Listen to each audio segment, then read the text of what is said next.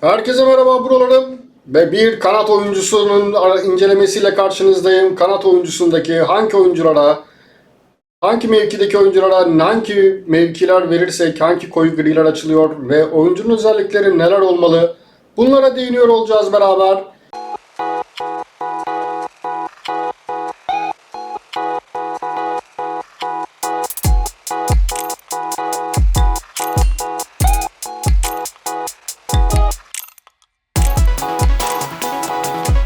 Bildiğiniz gibi MR ve ML iki tane oyuncularımız olabiliyor ve bu oyuncularımıza çeşitli mevkiler veriyoruz.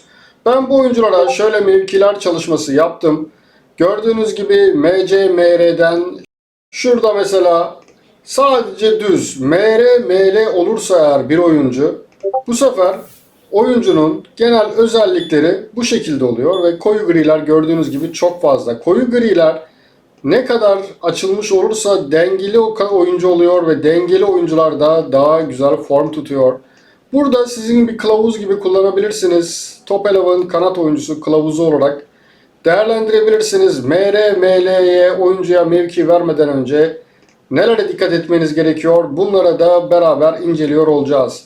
Eğer MR, ML oyuncumuz düz bir şekilde bu şekilde gelecek.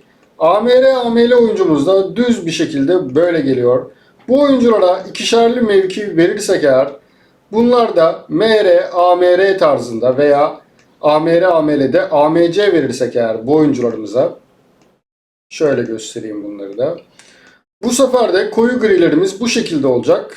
Burada da çok bir avantajı olmuyor aslında bana göre. Gene ikili mevkilerde bu sefer de MC verelim veya daha defansa yönelik olarak DR, DL verelim. Gene şu şekilde. DR, DL bunlara verdiğimizde veya MC verdiğimizde de koyu griler bu şekilde kalıyor. Bunlar da beni çok hitap eden oyuncular değil ama siz oyun tarzınıza göre de seçimler yapabilirsiniz. Yani genelde ikili mevkilerde e, yani MR, ML'de sadece mesela şimdi üçlü mevkilere geçecek. İkili mevkiyi tercih edeceksek eğer yani benim aradığım özellik daha çok MR, AMR olabilir ki MR, AMR en azından pas verme, top sürme ve pozisyon alması aktif oluyor. Kafa vuruşu çok önemli değil. Ama burada şimdi şu diğerlerinden farkı ne yani? Şuna da bir bakalım. Yani hangisi açılıyor mesela? Düz MR, ML geldi. AMR, AML geldi. Biz bunlara ikili mevki verdik mesela. AMR, AML verdik. Ne açılıyor burada? Bu sefer de şut ve bitiricilik açılıyor. MR, AML'de AMR, AML verdiğimizde şut ve bitiricilik açılıyor. AMR, AML'de ise bu sefer sadece kafa vuruşu açılıyor. Böyle de değerlendirebilirsiniz, düşünebilirsiniz. Şimdi MR, AMR'de verdik. Bir de ya da DR, defansif bir oyun tarzımız varsa eğer veya orta sahayı elimizde tutmak isteyen bir oyun tarzımız varsa eğer MR, ML'de DR, DL verdiğimizde bu zaman ne açılıyor? Buna da şöyle bakarsak daha rahat olacak. Yani şunları ben şuradan bir alayım.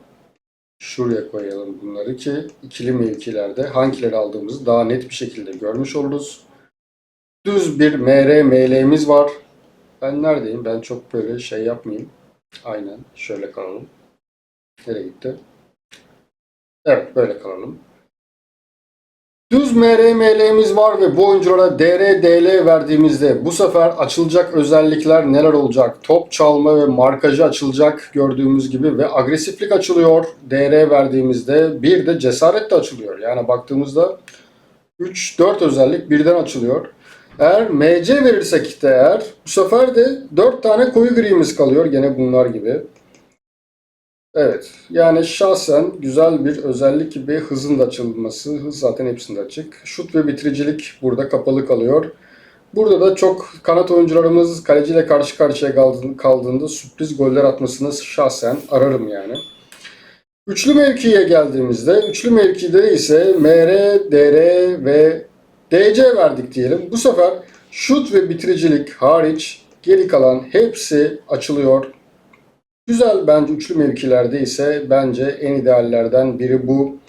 Bir tek bitiricilik koyu gri kalıyor. Böylelikle oyuncunun gelişimi daha hızlı oluyor ve maç içerisinde dengesi de daha iyi oluyor. Koyu grilere bu yüzden önem vermek gerekiyor. Zaten açık grilerle koyu griler %50 farklı olması lazım ki oyuncu güzel form tutsun. Yoksa böyle %1'lik oyuncular çok bir verim sağlayamıyor.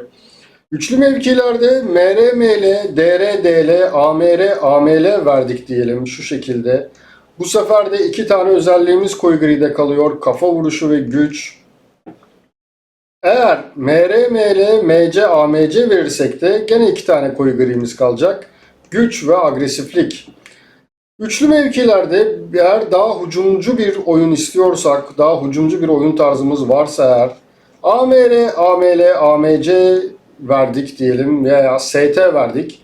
Bu oyuncularda bu sefer de 4 tane koyu grimiz kalıyor, diğerleri açık oluyor. Şöyle detaylı değerlendirebiliriz bu şekilde. Peki ben hangi oyuncularımı tercih ederim? Siz de bunlardan tercih edebilirsiniz.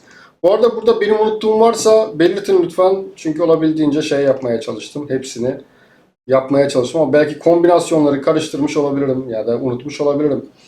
Şimdi MR, ML'ye geldik. Ben şahsen ya siz de yorumlarda yazabilirsiniz zaten. Ona da en son değineceğim. MR ve ML'de benim tarzım daha çok eğer bir kanat oynayacaksa buna AMR de vermek isterim. AMR veya AML ki şu kanatlar tamamen bu oyuncunun gelişiminde etkin rol olsun. Yani şu kanattan benim kafam rahat olsun. O yüzden kanat oyuncularının da eğer ikili özellik vereceksem MR, AMR, ML, AML veririm veya ST'de verebilirim bunlara yani şu şekilde. Eğer ST'de verebilirim ya da AMC de olabilir ama bakalım AMR böyle ST verdiğimizde ne oluyordu? Yani ST mi versek? Evet MR, AMR, ST verdiğimizde oyuncu bu özelliklerle gelecek bize. Zaten MR, AMR, ST veremiyoruz zaten. Ya verdik. MR, AMR ne oldu ya? MR, MC, ML veya AMC verebiliriz. Onu yazmamış mıyım ben ya? MR, AMR, AMC. Hmm, Allah Allah. O zaman ona şöyle bakalım. MR, AMR, AMC. Nasıl yok ya? Ona şuradan bakalım. MR, AMR, AMC. O bende oyuncu vardı. Maradona öyle miydi? MR, AMR, MR. MR evet şu. MR fark etmez yani. ML, MR aynı. AMR, AML verdiniz. Bir de AMC verdiniz. O zaman da oyuncunun özellikleri böyle olacak. Gene dörtlü bir koyu gri kalımı olacak. Yani şahsen bunlardan hangisini beğenirim, hangisini isterim derseniz eğer. Ya şu ST'li bana daha bir sıcak geliyor. Daha bir varyasyon olarak daha hızlı ama full kanat oynuyorsanız da eğer şu da mesela muazzam yani. Tamamen hücuma yönelik ilerlemiş olursunuz. AMC ve ST'yi de açmış olursunuz. Etkili olur. Yani üçlü mevkilerde şu da ideal, bu da ideal. Bence koyu grileri olabildiğince az tutmakta fayda var. Onun için de yani en ideallerinden biri bu gibi. Çünkü bir tane koyu gri kalıyor. Biraz böyle orta sahaya gömülü kalan bir oyuncu oluyor ama bitiriciliği olmuyor işte bunun da. Artık bu tamamen sizin oyun tarzınıza kalmış bir durum. Ya bunu seçersiniz ya da bunu da seçebilirsiniz ama güç de önemli yani. Gücü de almak lazım. Zaten hücum varyasyonlarında gücün açıldığı var mı? Ee, evet şu ikisi var. Güç bu ikisinde açılıyor. Güç de önemli çünkü oyunlarda dikkat ediyorsanız güçlü defans, güçlü mücadele veriyor diye bir efektif olabiliyor. MR, AMR, ST verdik diyelim. ML, AML, ST. Hatta bunu da biz şey yapalım. ST vermeyelim biz buna. AMC verelim. Varyasyon olsun diye. Şöyle AMC verdik diyelim. Bu şekilde bir oyun tarzı mevkilendirme çeşitlendirmesinde bulunabilirim. Daha sonra bu oyunculara birebir özellik verdiğimizde ise ki bence en önemli kısım burası arkadaşlar. Çünkü bu oyunculara vereceğimiz, ben kendimi şöyle alayım ya, çok tepede kaldık böyle. Şöyle alayım kendimi. Artık çünkü burada çalışacağız. Evet görünüyor. Şimdi bu oyunculara mevkilendirme verdiğimizde eğer mesela birine top sürücü mutlaka vermek gerekiyor. Şuradan top sürücü özellik mutlaka birinde olmalı. Hatta mümkünse ikisinde de olmalı yani. Çünkü kanatların işi top sürmek zaten.